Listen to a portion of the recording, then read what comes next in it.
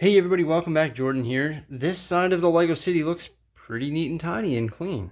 However, I left this side of the city an absolute disaster last night. There is stuff absolutely everywhere. And buildings are in disarray. Nothing is really where it is supposed to be. So today in this video, we're going to be cleaning up the entire city and also making the new layout, which is going to be a lot of fun. It essentially involves all of the modular buildings on the far side moving and all of the large skyscrapers that we see on my desk right here moving as well. So we're going to get started. First, we're going to clean up, and then actually I'm going to make all of these changes to the Lego City during a live stream, and we're going to vlog it. I've now moved all of the modular buildings. The first move that we did was we put the Palace Cinema right here because that's going to be the entrance to the amusement park, and it makes more sense to be a movie theater there. What used to be there was actually the Brick Bank, which you can see right here beside the town hall. And then we put all of these buildings here. So you got our triple pet shop, our detective's office, Grand Emporium, corner garage on the backside, townhouses on the backside. We're going to continue cleaning up, and I'll provide you more insight on the changes. We still have a lot of stuff to do as we have to fill up over there as well. Been working on the Lego City for 2.5 hours now. All the modulars are in place and tiled correctly with the street lamp and tree spacing looking pretty good. You know, we just get a beautiful street view now. Like, take a look at that. You can see Ninjago City looming in the background. Still lots of work to do here. We've got to finish all the tiling. We also have to build more trees. And then we have to place the larger buildings, which is going to come next. Oh, look at that. There's a modular building. Where's that going to go? Uh-oh. I'll have to figure that out as well. Ooh, I think I know where I'll put it. I just thought of something. Cool. So I'm really satisfied with this area over here. Obviously, there's still lots of cleanup that we still have to do. I positioned some of the larger buildings over here now. So we have the Avengers Tower, which is going to be right next to the park entrance, which is pretty cool. It's like a superhero theme. Also, we've given it lots of breathing room, and we could technically build probably a 16 stud mock to press up against the side of the hospital. And then that will still leave, I think, 8 studs on either side of the Avengers Tower for breathing room so that those windows don't become too closed in. Then we have our office tower right there and our SIG tower right here. I think I'm going to run with this layout for now. I'm sure it'll change, but I'm going to do all the cleanup work in here now, tile everything so it looks beautiful, and get all this stuff all covered in. The plan that I envisioned for this Lego City update turned out even better than I originally thought. Yesterday we released a video where we made a platform that raised the Ninjago City off the ground, and later on that night I realized I wasn't able to get the changes that I wanted done. So we left it in shambles, and at that point I essentially had destroyed the Lego City. And we came up with this new Lego City plan here when I was actually during the members only live stream on Bricksie that happens every Tuesday. And we got in a discussion that lasted quite a long time, and we were bouncing ideas off one another, and this is what we came up with. And I think it looks absolutely brilliant. So here we have our skyscraper area, which is right by the campground and park. Still lots of details that we have to add to all areas of the Lego City, and also minifigures as well. But we have the hospital right here, and that's right beside the white tower, which is the office tower. Then we have the SIG tower here, which will eventually grow, and like I was saying earlier, we will replace these white panels and blend those in with matching colored dark stone gray bricks. Also right here, you'll notice that I got rid of the 16 stud road plate there. So I've got to put a green plate there and better blend in that dirt road that goes around the campsite so that it blends in better with that curve there. And then what I think I'm going to do is add like a little parking lot or something right here. I put the Avengers Tower right here, which will technically be beside the entrance to the amusement park. And I've left a base plate right here open. White is all I had left. We could put a 16 stud skyscraper style building right there, and that will ensure that the Avengers Tower still has room to breathe. Or what we could do is where the white office tower is, that's where we could move the Avengers Tower right there. As you'll see, there's actually a 16 stud walkway open there, so we could center it and have 8 studs on either side, 8 studs in the hospital, 8 studs toward the amusement park, and that would sort of bury the Avengers Tower back there. So I'm not sure how I feel about that, but what that would do is actually leave 2 base plates open here, and then we could put 2 buildings side by side, that being the office tower and the SIG tower. Those buildings can go side by side because they don't have any windows on the side, so they can be pressed up against one another.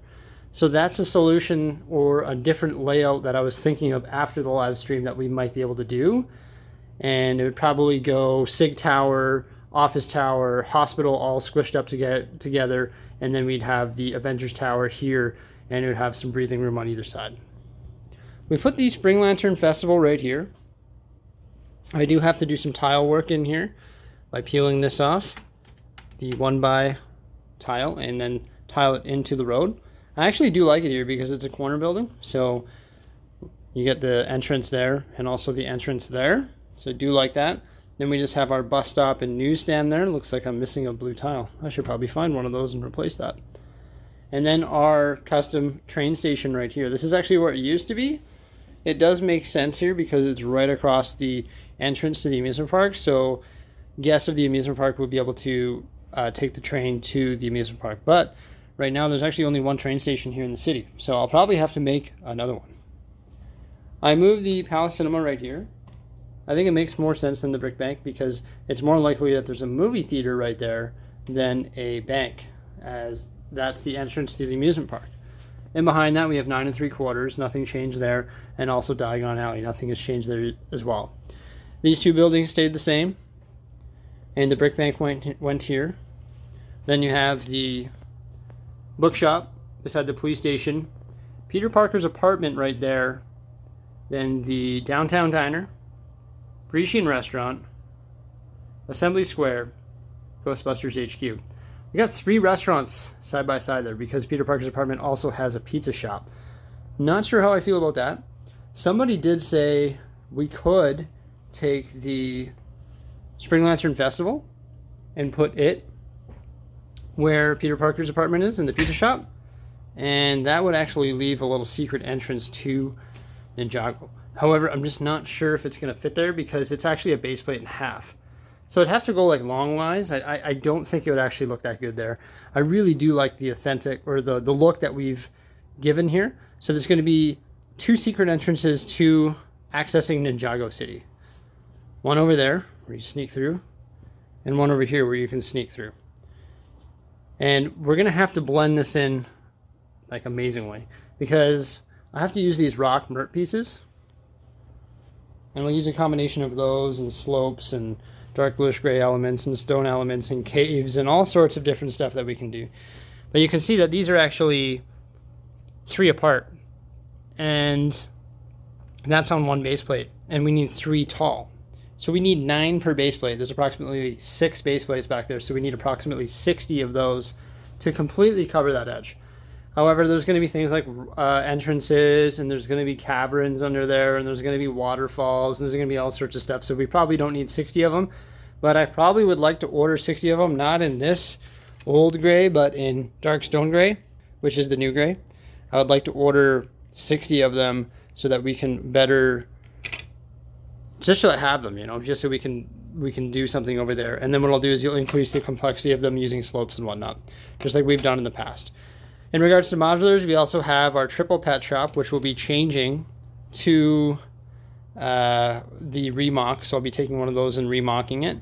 And then we have the not barber shop, but the detective's office. That's my first ever and favorite modular, actually. Then the Grand Emporium. And on the other side, we have the other halves of the pet shop.